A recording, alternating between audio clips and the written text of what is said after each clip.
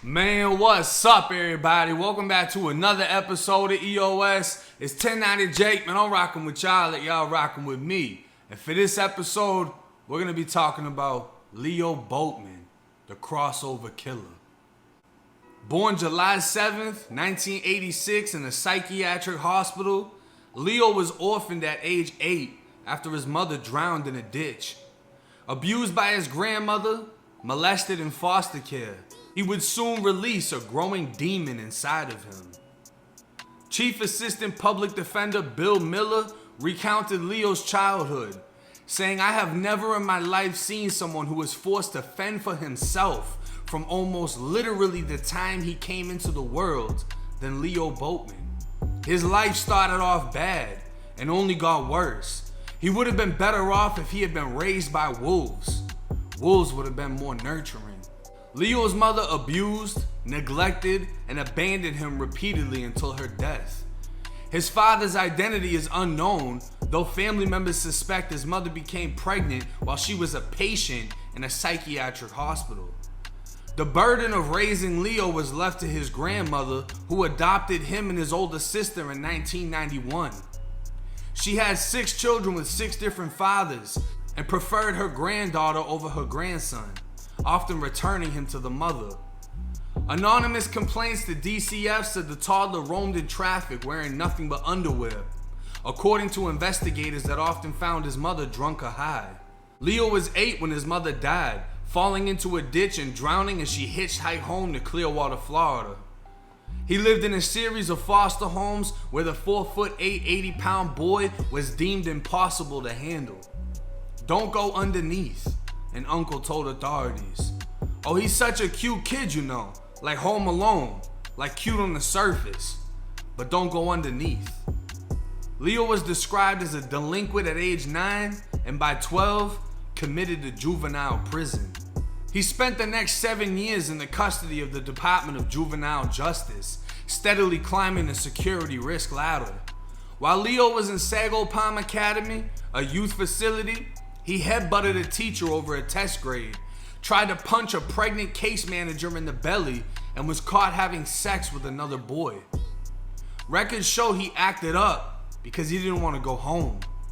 His lone visitor was his grandmother, who suddenly stopped coming in 2002. She died of cancer, but no one told him.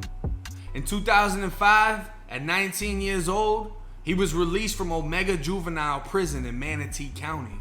He moved in with his uncle Victor Boatman, a convicted sex offender who lived in the Keystone Mobile Home Park in Lago, Florida. With his uncle's help, he was able to get a job as a dishwasher at Hooters. Leo wanted to go to college with the hopes of becoming a veterinary technician. He wanted to stay out of trouble, start a new life. But it wasn't just him that was released. The demon inside of him was now free. Leo Boatman had an urge, a thought in the back of his mind that manifested into a sinister reality. Watch your thoughts, they become your words. Watch your words, they become your feelings. Your feelings turn to actions, and actions become habits. Watch your habits, they become your lifestyle. And your lifestyle, it becomes your destiny. Some would say Leo's destiny was set in stone from the time of his birth, an empty cell just waiting for him. On January 3rd, 2006, Amber Peck and John Parker camped overnight in the Ocala National Forest. Hiking a few miles away from where Amber's red Jeep was parked, the two 26-year-olds, whom both attended a community college in Gainesville, would never expect the outcome of this horrific camping trip. John served 2 tours in Afghanistan in the Marines and had an 8-year-old daughter. Amber had just been awarded a grant to study zoo conservation in Australia as she aspired to be a veterinarian. And Leo had taken a bus in Clearwater on his way to Silver Springs and the Ocala National Forest. Bringing camping equipment stuffed in a travel bag, he was armed with an AK-47 rifle. He began hiking, hunting humans. Boatman had hitchhiked his way to a Holiday Inn hotel after hiking through the forest. Taking a bus home to Lago the next day, He returned the AK-47 he'd stolen from his uncle with the remaining ammunition. Leo attended his first day at St. Petersburg Community College before he was arrested that evening while doing his homework.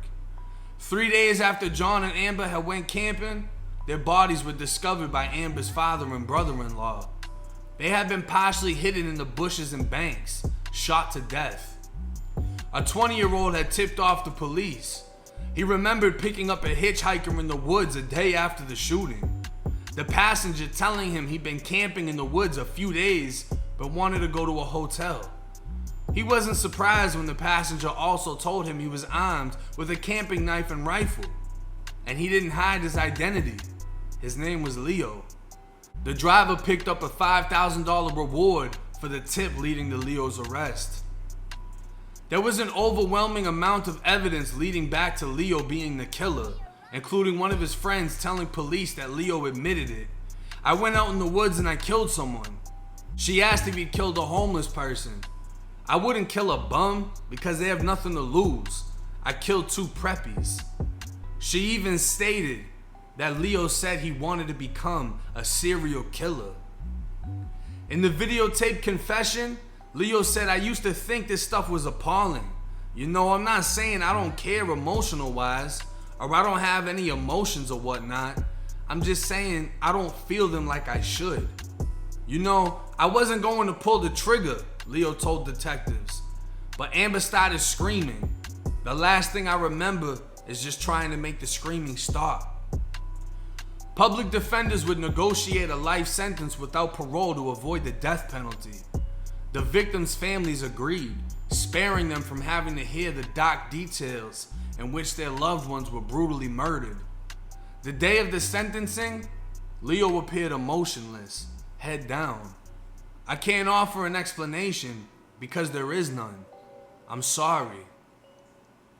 Amber's father read a poem his daughter had wrote about looking forward to her move to Australia. He then spoke for his daughter, recalling the murders. "You are such a coward.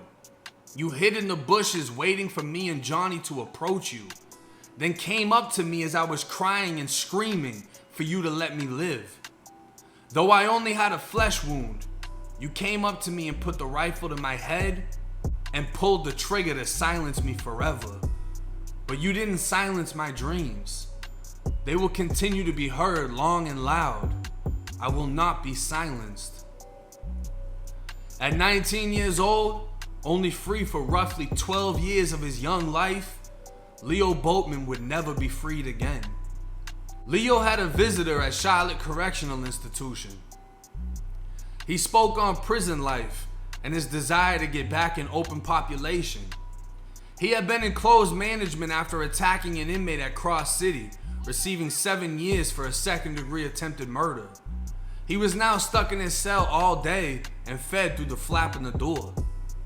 Saying how prison rape was highly exaggerated, there's so many gays in prison, once you get to open population, the sex is consensual.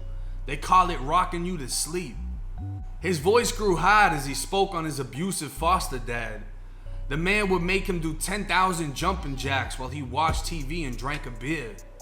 Most of the foster kids would run away, get put in a detention facility, and later prison. He'd make them sit on a towel naked to keep them from running. The sexual abuse from an older male relative of the foster dad. But his worst memories came from the juvenile prison, the 5 years he spent at Omega. He was the longest serving boy from age 14 to 19, describing it as a scared straight shock. It went from strict discipline to guards pouncing on inmates, yelling and slamming them in the walls. He was taunted by guards who read his personal medical records, saying things like, "Nobody wants you anymore." The guards enjoyed the abuse. They beat you for talking, wrote you up for not raising your hand in class. He recalled one guy pointing his fingers like a gun at his head, saying, "If I had a choice, pop!" He had started building a better relationship with his grandmother, his only visitor, until she died. Then he described the murders. It took him 2 hours to hike to Hidden Pond. I was climbing a hill when I saw a guy and a girl taking down their tent. He was real nice, asking me where I was going. I told him I was hiking further in, and he gave me some good directions. I watched them carry some of their camp things downhill. I sat on the hillside, thinking I would take their campsite once they left. Then I took the rifle out and watched them walk back up to get the rest of their stuff. I raised the rifle and aimed it at the guy, and then I thought, what if they should see me pointing a gun at them? I'd read James Patterson books and I knew the difference a second could make, so I shot him. He fell to the ground. She screamed and I shot her. I then walked down the hill, put the gun to her head, and shot her again. Ricky Morris, at the age of 25, pled guilty to 2 counts of first-degree murder for the shooting death of his parents, both killed with a .30-30 rifle. With 2 life sentences, he found himself at Charlotte CI, housed in a cell with Danny Wills, a 64-year-old, in August of 2010. The dorm sergeant was advised that Ricky had assaulted the older man in the cell. After interviewing inmate Leo Boatman, who had an empty bunk in his cell, it was determined there was no issue between the two, and they moved Ricky Morris into his cell on August 17th. August 18th, while conducting security checks, an officer shined his flashlight into cell B3204. He saw Leo standing at the cell door and Ricky laying face down on the floor of the cell. Leo then started attacking Ricky again, grabbing his head and slamming it off the concrete floor 5 or 6 times while stating this is what he gets for beating the old man. 8 minutes later, Leo was cuffed and taken to a shower. He said he saw the altercation that took place between Ricky and Pops. He asked the previous shift to move Ricky in his room and they said no. So we waited until shift change and manipulated the sergeant by asking if they were going to move him up. The sergeant said he would check on it and that if they get along, he would make the move. Leo told officers he got him in the room to fucking try to kill him. He got Ricky to speak on the incident with Pops, fueling his anger and justifying his conscience. Leo said he hadn't been getting mail or visits lately and wanted someone to take it out on.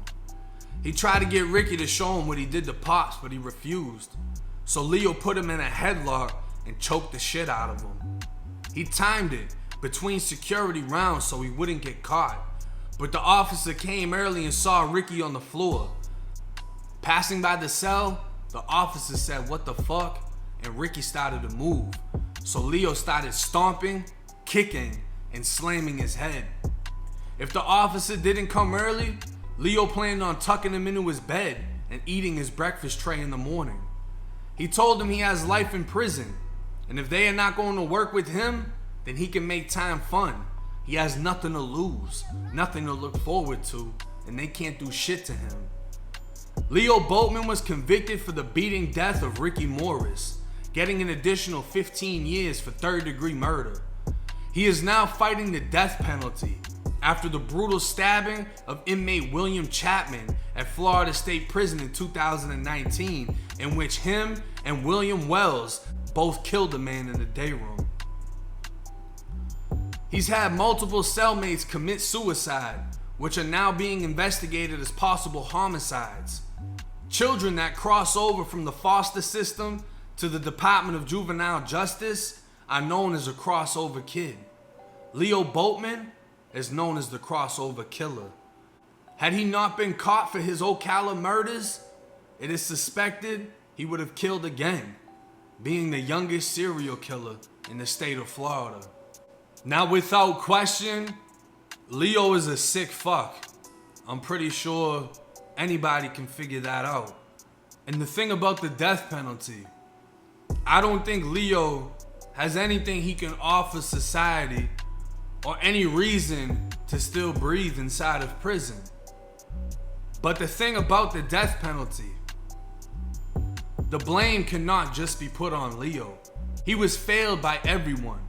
He was failed by foster care, by his caseworker, by his foster parents, the Department of Juvenile Justice, the COs that abuse their power within the juvenile prisons. This long history of abuse that he went through. Everyone failed him.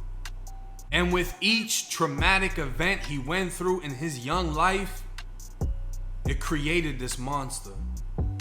So he can't just be thrown to death and only he be blamed. Every single person that had something to do with his life needs to also be held accountable. This is yet another example of how the system can fail you, and also the type of people that are waiting inside a Florida State prison if you choose to commit a crime that will send you to Florida State prison. With that being said, it's 1090 Jake. I'm rocking with y'all rocking with me. Until next time.